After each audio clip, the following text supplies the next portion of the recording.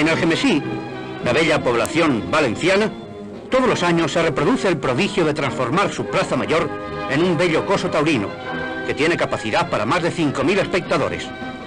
Los carafaleros y sus grupos de ayudantes, bajo la dirección del arquitecto municipal, han transportado los materiales y construido las sólidas gradas.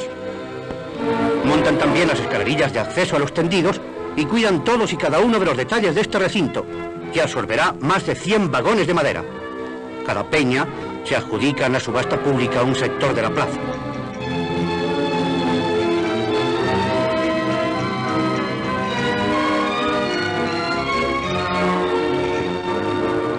Y para que vean que es cierto, obsérvenles ustedes en los últimos detalles de su trabajo.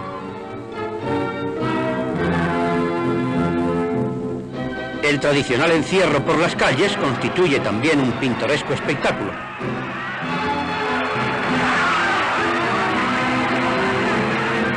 Hay quien se defiende del acoso y de la acometida colocándose estratégicamente detrás de un poste.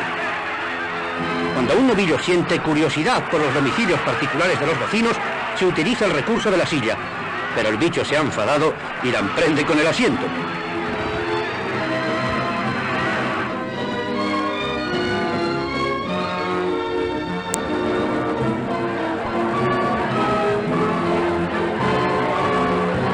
Ha comenzado el festejo en el improvisado coso de Algemesí. El novillero se luce con el capote.